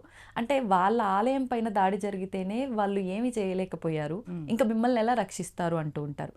అటువంటి వారికి కొట్టినట్టుగా ఒక మంచి సమాధానం. పురాతన కాలంలో కూడా మన దేవాలయాలపైన చాలా జరిగినాయి. అవును, ఇంకా హిందూ ధర్మం నిలబడింది. ఇప్పటికీ మనం సనాతన ధర్మం గురించే మాట్లాడుకుంటున్నాం. ఈ రోజుకి మీరు నేను ఇంటర్వ్యూలో చెప్పుకుంటున్నది కూడా మన ధర్మం గురించి. ఇది చాలు, అంతే, ఇదే చాలు. ఈ రోజుకి మనం మన సనాతన ధర్మం గురించి మాట్లాడుతున్నాం కాబట్టి సనాతన ధర్మం పునాది, దీన్ని ఎవరు పెకలించలేరు. ఓకే, ఎన్ని టెంపుల్స్ రిమూవ్ చేసినా, డిస్ట్రాయ్ చేసినా, పగలగొట్టినా, యుద్ధాలు చేసినా, మీ దేవుడు కాపాడుకోలేడని చెప్పిన ఎన్ని చెప్పినా కూడా సనాతన ధర్మం పురాతనమైనది, ఓకే, ప్రాచీనమైనది. ఇది మనకి పునాది. దీన్ని ఏ మతస్థులు కానీ ఎవ్వరు కానీ పెకలించలేరు. అవును, అంతే. అవును. చాలామంది ధర్మాన్ని రక్షిస్తున్నాము అని చెప్పి ధర్మాన్ని భ్రష్టు పట్టించే వాళ్ళు కూడా తయారయ్యారు. అన్నిటినీ మీరు అన్నట్టు భగవంతుడు ఖచ్చితంగా బుద్ధి చెప్తున్నాడు కూడా. అంటే కొంతమంది మనకి బయట కొంతమంది తెలుస్తుంది, కొంతమందికి అంతర్యుద్ధం తెలియట్లేదు, అంతే. అంతే అంతే ఖచ్చితంగా భగవంతుడి బుద్ధి చెప్తారు కూడా. కాలం సమాధానం చెప్తుంది అంటే, కాలం ఎవరు? కాళీ అమ్మవారు, కాళీ మాత. కాలమే ఆమె మింగేస్తుంది కాలాన్ని. అలాంటప్పుడు ఆమె సమాధానం చెప్పలేదా? అవును, ఖచ్చితంగా చెప్తుంది. ఇప్పుడు ఉపాసన, ఈ దీక్షల విషయానికి వద్దాం. అంటే ఉపాసన అంటున్నారు, దీక్ష అంటున్నారు. అసలు ఈ ఉపాసన ఏంటి, దీక్ష ఏంటి, మళ్ళీ ఒక మంత్రం తీసుకోమంటున్నారు, జపం అంటున్నారు. అసలు ఇవన్నీ ఏంటి అనేది ఒక కన్ఫ్యూజన్గా మారిపోతుంది జనాలకి ఈ మధ్యకాలంలో. చెప్పేవాళ్ళు ఎక్కువయ్యే కొద్దీ కన్ఫ్యూజన్ ఎక్కువైపోతుంది, డౌట్స్ కూడా ఎక్కువైపోతున్నాయి. ఒక్కసారి దానికి ఉదాహరణ ఏదైనా. ఉపాసన అంటే నిత్యము చేసేది, ప్రతి నిత్యము ఉంటుంది, జీవితాంతం స్టెప్ బై స్టెప్ మనం ఎదుగుతూ పోతాం. దీక్ష అంటే పరిధి, ఈ టైం మాత్రమే, 11 days, 20 days, 40 days, 3 months, 6 months ఇలా కూడా చేస్తారు కొంతమంది దీక్షలు. మనము చాతుర్మాస్య దీక్ష చేస్తాం కదా. అవునండి, 4 months. అలా దీక్షకి నియమం ఉంటుంది, టైం బీయింగ్ ఉంటుంది, సమయపాలన ఉంటుంది. ఉపాసనకు ఉండదు. నిత్యము చేసుకునేది ఉపాసన. ఓకే, ఇది ఖచ్చితంగా అందరూ తెలుసుకోవాలంటే ఉపాసన దీక్ష రెండు ఒకటే అనుకుంటున్నారు, కాదు. మనం నిత్య పూజ వేరు, మనం పండుగల్లో చేసే పూజ వేరు. అలా దీక్ష వేరు, నిత్యం ఉపాసన చేసేది వేరు. ఇప్పుడు దీక్ష తీసుకోవడానికి గురువు ద్వారా ఉపదేశం ఇవంతా అవసరం లేదు. ఎవరికి నచ్చినట్టుగా వాళ్ళు భక్తితో కానీ కోరికలతో కానీ చేసుకుంటున్నారు కూడా. ఇప్పుడు అందులో కూడా రకరకాల అంటే మాట్లాడటము, ఆకారంలో వికృతంగా ఇలాగే ఉండాలి అని చెప్పి ఇవన్నీ చూస్తున్నాం. అదంతా పక్కన పెడితే ఉపాసన విషయానికి వస్తే, ఇందాక మీరు అన్నట్టుగా ఖచ్చితంగా గురువు ద్వారానే తీసుకోవాలి. అది తీసుకున్న తర్వాత ఒకసారి మళ్ళీ మనం దాన్ని పక్కన పెట్టడానికి లేదు, ఖచ్చితంగా జీవితకాలం చేయాల్సిందే. ఒకటండి, మనం గురువు ద్వారా ఒక మంత్రాన్ని తీసుకున్నాము అంటే, మనం వేరొక మంత్రానికి వెళ్ళినా కూడా మనం తీసుకున్న మంత్రం మినిమం 16 times అన్నా మనం చాంట్ చేయాలి, వదిలేయకూడదు. ఓకే, ఒక మంత్రాన్ని వదిలేయాలి అంటే నదిలో వదిలేయాలి, లేదా ఆవు చెవులో చెప్పి వదిలేయాలి. వదిలేసి కూడా ఉన్నాయి. మనం అసలు మనకు వద్దు, మనకి సెట్ అవ్వలేదు అలా అనిపిస్తే కినా ఆవు చెవులో చెప్పన్నా వదిలేయాలి, నదిలో అన్నా వదిలేయాలి. Okay. లేదు మనం ఈ మంత్రంతో పాటు ముందుకెళ్దాం ఇంకొక మంత్రానికంటే ఖచ్చితంగా 108 టైమ్స్ అయినా చేసుకోవచ్చు, లేదు 16 టైమ్స్ అయినా చేసుకోవచ్చు. నేనైతే ఒకటే చెప్తాను, అన్ని మంత్రాలు వద్దు, ఒక్క మంత్రం ఒకటే చాలు. అన్ని నామాలు వద్దు, ఒకటే నామం, ఒకటే భగవంతుడు. ఎవరైనా కానీ మీ ఇష్ట దైవం, నేను ఇందాక చెప్పాను, మీ ఇష్ట దైవం, కుల దైవం, మీ ఇంటి దైవం, ఎవరైనా సరే మీ మనసుకు నచ్చిన దైవాన్ని, నామాన్ని కానీ మంత్రాన్ని కానీ ఒక్కరిని పట్టుకొని ముందుకెళ్ళండి. ఓకే. జీవితంలో చాలా ఎత్తుకు ఎదుగుతాం మనం, చాలా నేర్చుకుంటాం, చాలా తెలుసుకుంటాం. ఇప్పుడు ఈ శ్రీ విద్య అసలు ఏంటండి? శ్రీ విద్య అంటే శ్రీ విద్య అంటే ఇది చాలా పెద్దది. అన్ని విద్యల కంటే పైన ఉన్నది శ్రీ విద్య. మామూలుగా మనం దశమ విద్యలు అంటాం కదా, అవును. దశమ విద్యల పైన ఉండేది శ్రీ విద్య. మనం ఒక్కసారి శ్రీ విద్యలోకి అందరూ అడుగు పెట్టలేరు. ఇది సాధారణ విషయం అయితే కాదు. అంటే ఎటువంటి వారు దీనికి ఏమైనా అర్హతలు ఉండాలా? ఏ రకంగా? అర్హత అని కదా అమ్మవారు నియమించుకుంటుంది, తనే డిసైడ్ ఇది చేస్తుంది. అమ్మవారు చేత జరిగేది. Okay. మామూలుగా సాధారణ మనుషుల చేత జరిగేది కాదు ఇది. మనకి అంటాను కదా, నేను చెప్పాను కదా, పూర్వజన్మ సుకృతం ఉండాలి, పుణ్యఫలం ఉండాలి. అవును. మనం ఈరోజు ఒక మాట అమ్మ అని అనాలన్నా కూడా ఆమె అనుగ్రహం లేనిదే మనం చెప్పలేము, అనలేము. అలాంటిది శ్రీ విద్యలో అడుగు పెట్టడం అనేది చాలా, అది గొప్ప విషయం. అది అందరికీ సాధ్యపడదు. అడుగు పెట్టినాము, మనం ఉన్నాము, అమ్మవారిని ఉపాసన చేస్తున్నాము అంటే అది అమ్మవారు మనకి ఇచ్చిన గొప్ప వరము. ఇంకా ఇంకా నో వర్డ్స్ ఇంకా దానిపైన చెప్పుకోవడానికి. ఓకే. అంతే, అది అందరికీ కుదరని. అందరూ అంటే వెళ్ళలేరు, వెళ్ళినా చెయ్యలేరు అన. అంటే అమ్మవారే నియమించుకొని ఉంటుంది ఇది మాత్రం. ఓకే. అన్ని విద్యలు వేరు, శ్రీ విద్య వేరు. అంటే మామూలుగా మనం చెప్తాం దశమహా విద్యలే చాలా గొప్పవి, అవి సాధన చేస్తాని, దానికి పైన ఉంది శ్రీ విద్య. ఓకే. అంటే డైరెక్ట్గా మనం శ్రీ విద్యలోకి ఎంటర్ అవ్వలేము కూడా ఒకవేళ. అంటే ముందు నుంచి మనం మీరు ఇందాక చెప్పినట్టు సాధన చేస్తూ చేస్తూ మనం చేస్తూ అమ్మవారిని నమ్ముకొని కొన్ని ఏండ్ల సాధన చేస్తూ చేస్తూ అది కూడా అమ్మవారి యొక్క అనుగ్రహంతోనే వెళ్ళగలం. ఎన్నేళ్ళు సాధన చేసినా కూడా శ్రీ విద్యలోకి వెళ్తాం అనేది అయితే ఏం లేదు. అది ఓకే. ఇప్పుడు చాలా వరకు శ్రీ విద్యా ఉపాసకులు అనగానే అది ఆడవారైనా మగవారైనా చాలా శాంతంగా కనిపిస్తూ ఉంటారు. ఎందుకని అలా? అంటే వాళ్ళ వ్యక్తిత్వం ముందు నుంచి అలా ఉంటుందా? ఈ దీంట్లోకి ఎంటర్ అయిన తర్వాత ఇలా అయిపోతారా? అందరూ ఏం శాంతం అనేది ఏం కాదు, దేని బట్టి ఏ వాతావరణం బట్టి ఆ వాతావరణం. ఇప్పుడు అమ్మవారి గురించి చెప్పుకుంటున్నాం కాబట్టి ఆ వాతావరణం ఉంటుంది, ఇంకొక వాతావరణం అంటే ఇంకొక వాతావరణం ఉంటుంది ష్యూర్గా.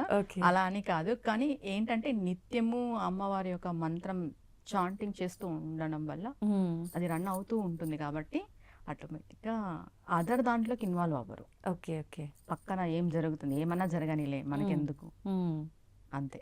ఓకే. ఓకే. ఇలా ఉంటారు. ఓకే. ఇప్పుడు అంటే శ్రీ విద్య అంటేనే లలిత అమ్మవారా? అవును. అందులో కూడా మళ్ళీ మనం రకరకాలుగా ఉంటుందా ఇంకేమైనా? అంటే అమ్మవారి శక్తే. ఇప్పుడు చాలా మందికి చాలా డౌట్స్ ఉన్నాయి. అంటే పార్వతి అమ్మవారు ఎవరు, లలిత అమ్మవారు ఎవరు, దుర్గమ్మ ఎవరు? అల్టిమేట్ లలిత అమ్మవారు. లలిత అమ్మవారి నుండి ఈ శక్తి ఇలా వచ్చేసింది. లలిత అమ్మవారు అని చెప్పేదానికంటే శ్రీ విద్యలో శ్రీచక్ర బిందువులో శివకామేశ్వరులు ఉంటారు. వాళ్ళని శివకామేశ్వరులనే పిలుస్తారు. అది లలిత అమ్మవారే ఉంటుంది బిందువులో. ఆ అమ్మవారిని చేరుకోవడానికి చుట్టూ మనకి 64 మంది పరివార దేవతలు ఉంటారు, మనకి తెలిసిన విషయం. కానీ ఆసనంలో శ్రీచక్రంలో ఇద్దరు ఉంటారు. అయ్యవారు కింద ఉంటే అమ్మవారు పైన ఉంటారు. అమ్మవారే పైన ఉంటారు. ఆయన ఆసనంగా వేసుకొని ఆవిడ ఉంటారు. శ్రీచక్రంలో ఉన్న అమ్మవారిని మాత్రం మనం శివకామేశ్వరులుగా పిలుస్తాం. కానీ ఈ ఉపాసనలు, ఆరాధనల విషయానికి వచ్చేసరికి మనం ఎక్కడ కూడా వీళ్ళకి ఆరాధిస్తున్నట్టుగా ఎవరు ఎక్కువగా మాట్లాడరు.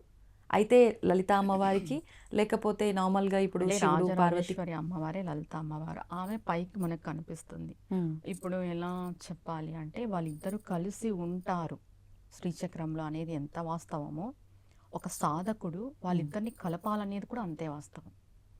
అంటే మనకి 7 చక్రాలు ఉంటాయి, షట్చక్రాలు. అమ్మవారు మూలాధార చక్రంలో ఉంటుంది అంటారు. సాధకుడు మూలాధార చక్రాన్ని కదపాలి. కదిపి ఒక్కొక్క చక్రం ద్వారా అమ్మవారిని తీసుకెళ్తే పైన అయ్యవారు ఉంటారు, సహస్రారంలో ఉంటారు. సహస్రారానికి ఒక అడుగు గ్యాప్లో ఉంటారనమాట. ఓకే. ఈ చుట్టూ మనకు ఆరా ఉంటుంది. మెయిన్ మనకు కూడా పాజిటివ్ ఆరా ఇక్కడ నుండే ఉంటుంది, ఈ ఈ గ్యాప్ నుండి. అక్కడ అయ్యవారు ఉంటారు. అమ్మవారిని తీసుకెళ్ళి అక్కడ కలపాలి అంటారు. అది సాధకులకు ఒక టాస్క్. అది మన కలియుగంలో జరిగే పని కాదు. అది ఓకే. చక్రాలని భేదించి తీసుకెళ్ళి అక్కడ కలపాలి అయ్యవారితో అమ్మవారిని. అక్కడ వాళ్ళు ఆనంద తాండవ విహారం చేస్తుంటారు ఆ సహస్రారంలో. అది చూసిన వాళ్ళు చాలా ఆరదు, అది ఎవరికో.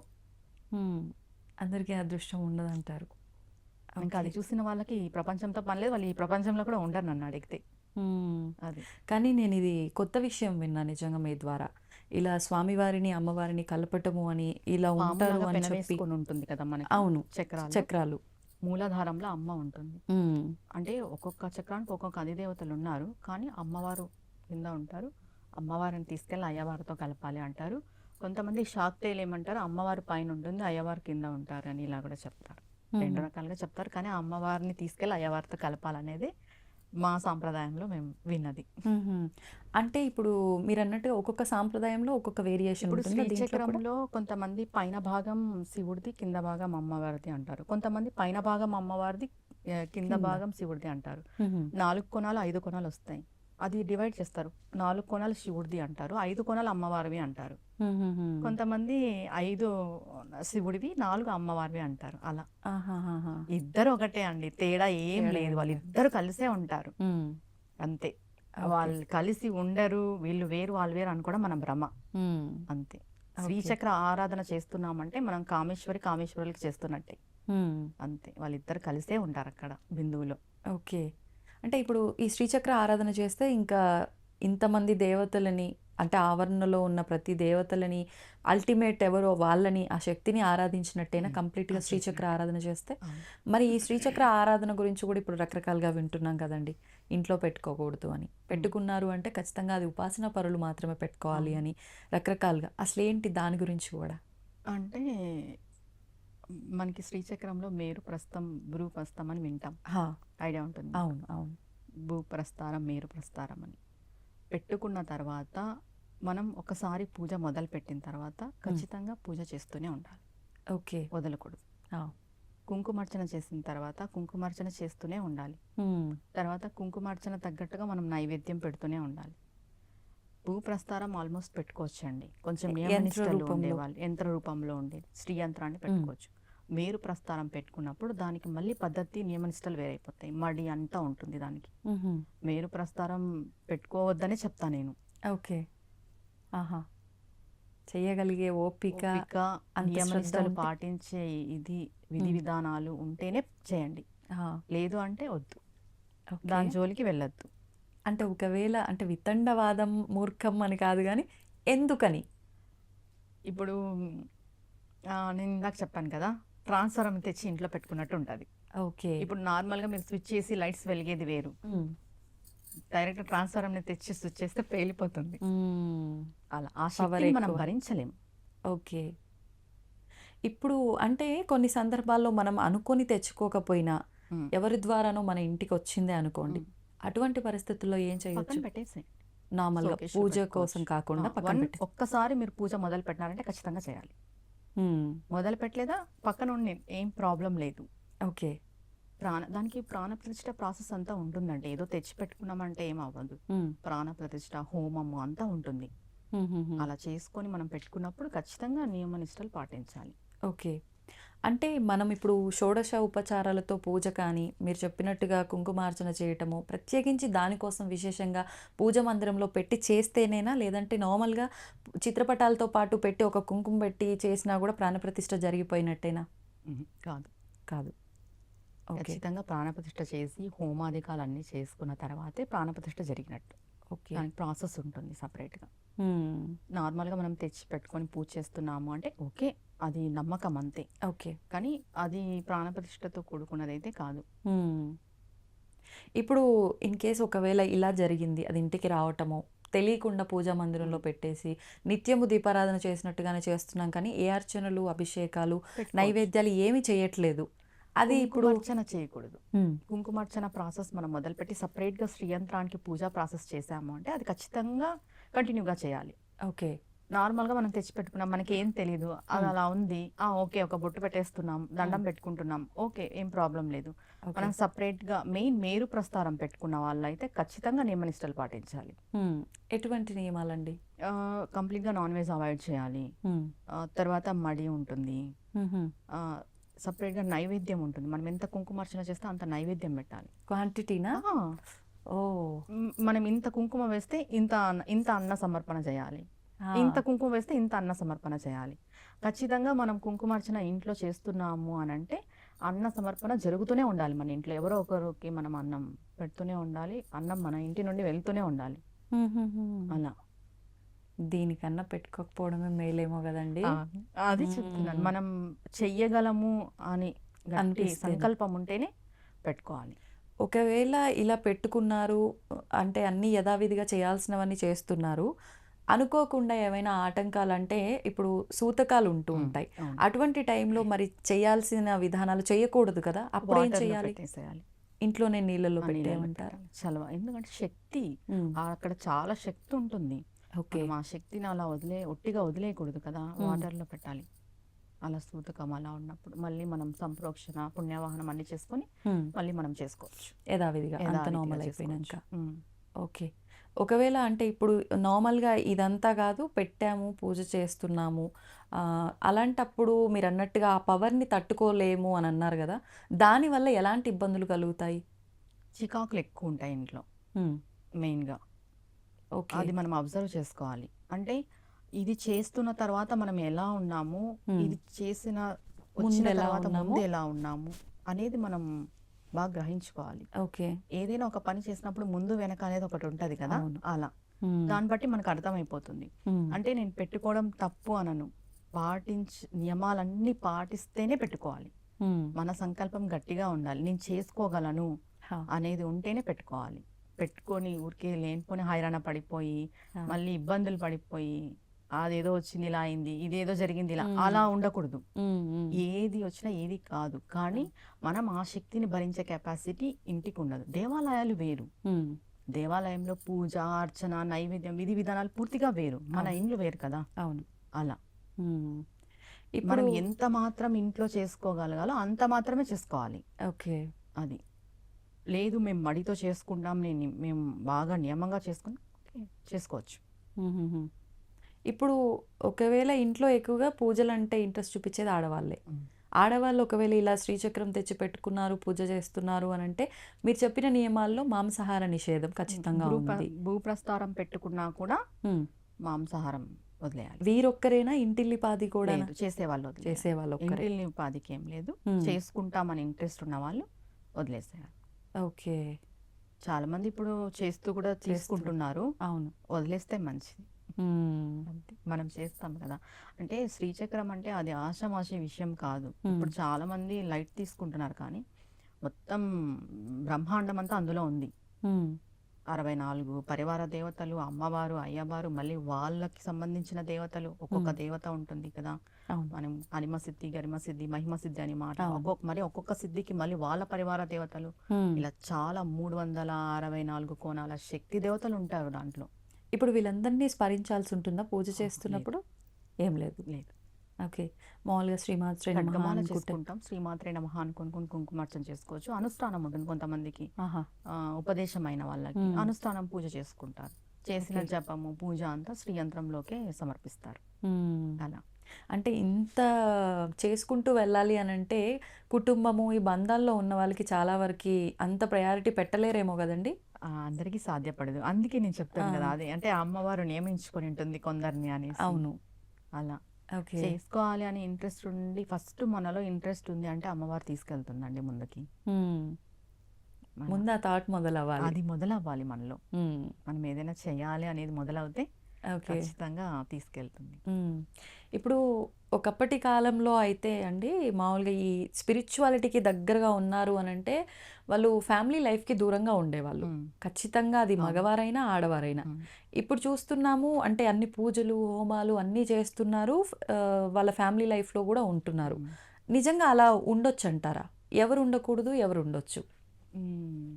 ఈ విషయం ఎలా చెప్పాలంటే, మీకు ఫ్యామిలీ లైఫ్ ఉండకూడదు అని ఏ శాస్త్రంలోనూ చెప్పలేదు. ఓకే. కానీ ఫ్యామిలీ లైఫ్కి సంబంధించిన పూజలు మాత్రమే చేసుకోవాలి. అంటే అలా ఉంటుందా ఆ, కుటుంబంలో? ఇప్పుడు నేను ఏం చెప్పాను, ఇప్పుడు దీక్షలు పెద్ద పెద్ద దీక్షలు తీసేసుకొని మనం ఇంట్లో ఉంటాం, ఒకరు నాన్ వెజ్ తింటారు, ఒకరు కలుస్తూ అంటారు, మంత్లీ ప్రాబ్లమ్స్ అవును. వస్తుంటాయి, ఇవన్నీ ఇబ్బందికరమైన వాతావరణం కదా, వాళ్ళు ఇల్లు విడిచి వెళ్ళిపోవాల్సి వస్తుంది. ఓ అవునా కదా? అవును. అట్లా ఇబ్బందికరమైన వాతావరణం కూడా పెద్ద పెద్దవి వద్దు, మనం ఎంత చేసుకోగలమే అంతే చేసుకోవాలి. ఓకే. మన మన ఇంటి వాతావరణం మనకి ఎంత అనుకూలం ఉంటే అంత పూజ చేసుకోవాలి. ఓకే.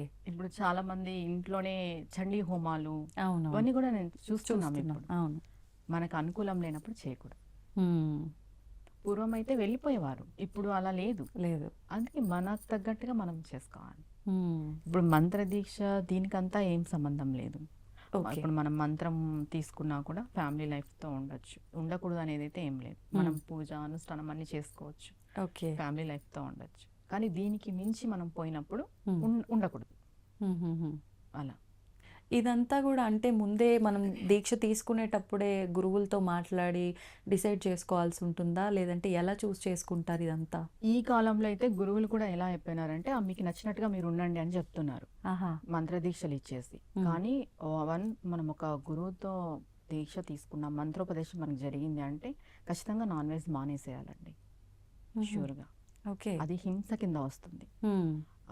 మనం ఒక మంత్రం చేస్తున్నాము, మెయిన్ మంత్రాది దేవత యొక్క అనుగ్రహం మనకు కలగాలి అంటే మన మనస్సు మంచిదే ఉండాలి, మనం ధర్మంగా ఉండాలి, మనం నీతిగా ఉండాలి, దేన్ని హింస పెట్టకూడదు.